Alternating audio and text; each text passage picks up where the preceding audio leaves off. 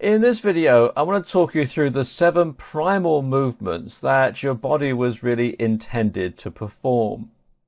And these are movements that are functional and that you really need to master in order to function properly. And the unfortunate fact of the matter is that most of us, gym bro or not, are not functional. The vast majority of us find it difficult to move around in our environment. We suffer from bad backs and knee pain and aren't all that strong. And this is the result of the way we live. Unfortunately, modern life is not conducive to functional fitness because we're very rarely challenged physically in any meaningful way. The majority of us spend most of our time sitting down, and that means we're getting zero exercise. What makes this worse, though, is that sitting itself is actually bad for us too. Why?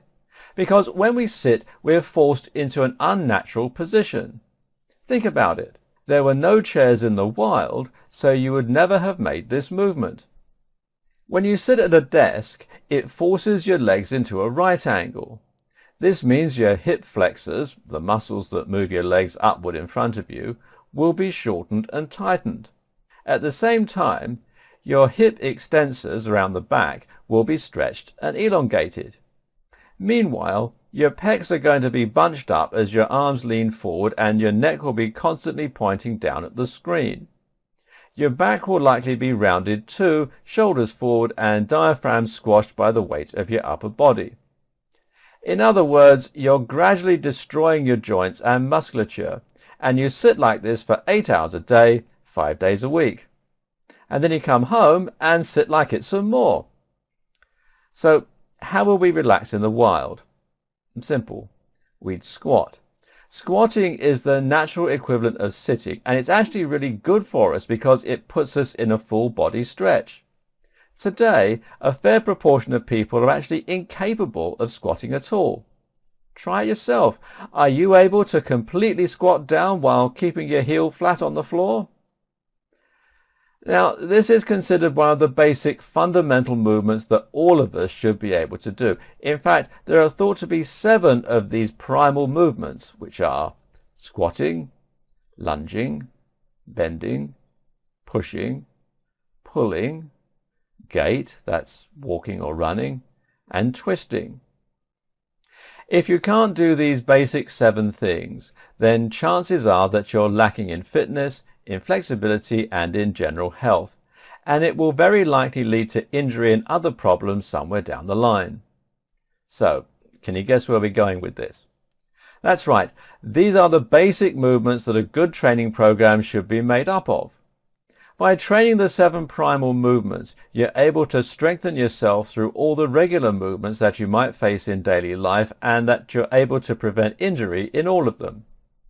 And now, if you introduce additional isolation exercises on top of all this, just to hone a particular muscle group that seems to be lagging, then you'll be able to improve your aesthetics without worrying about creating imbalances or potentially encouraging an injury.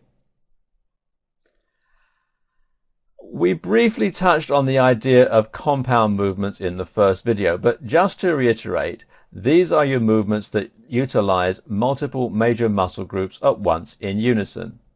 Examples of compound lifts include squat, deadlift, bench press, pull-up, press up, also known as push-up, overhead press, and kettlebell swing. What's cool about these movements is that they actually lead to better fat loss and muscle gain. That's because the body responds to us training our muscles by producing a variety of hormones called anabolic hormones. These include growth hormone and testosterone, which in turn tell the body to start burning fat and building muscle tissue. The more muscle you use, the more of these hormones get released. So, as you can imagine, something like the squat that incorporates all of your biggest muscles into one powerful movement will really encourage your body to go into a muscle building zone. What's also key to point out at this stage is that compound movements allow you to lift heavier weights. Why? Because when you go compound, you're using more big muscle. More big muscle means more power, which means more weight. And as you might imagine, the more weight you move, the more intense the workout becomes for the body as a whole. If you're a guy and you want to build massive muscles that looked ripped and shredded beneath a very low body fat percentage, then compound lifts are the #1 strategy you should be using. But that's not the only demographic that these movements are ideal for. Just as importantly, women should also be using compound lifts too. Just Google girls who squat and you'll see some of the most impressively formed buttocks on the web. Now, as mentioned, those all-important anabolic hormones that get released when you lift heavy weights don't only result in building more muscle. They also help you to burn more fat to get a leaner look. In fact, lifting weights, and especially using compound movements, is one of the very best ways to burn fat and to lower your body fat percentage overall. That's because it doesn't only burn calories while you're training, but it also encourages your body to continue burning calories throughout the days and weeks that follow. Simply having muscles requires the body to burn fat simply to sustain that mass. If you're a woman trying to get into shape and you spent years running for miles and eating barely anything, then your hormones probably aren't working in your favor. Get down to the gym, start lifting, and you might well see results start coming thicker and faster. And finally, we have those who are suffering with joint pains and mobility issues.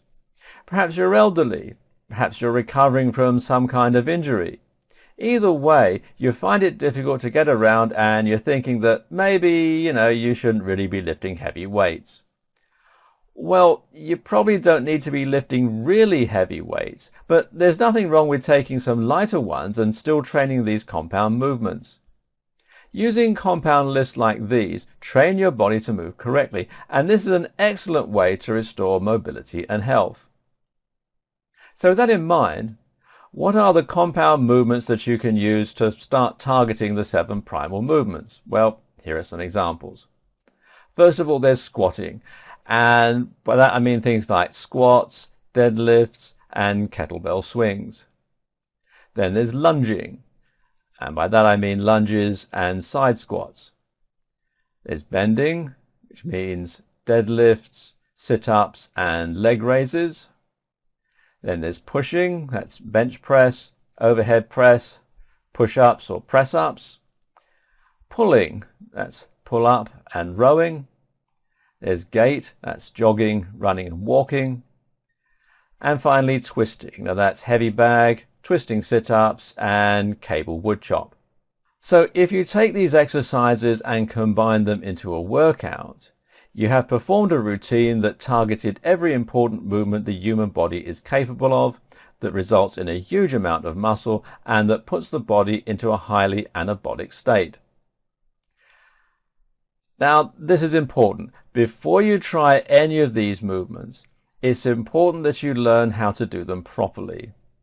This is kind of the whole point. If you don't learn how to use the moves properly, then you'll actually just be rehearsing and learning bad movement patterns, which will in turn cause you to become increasingly injury prone.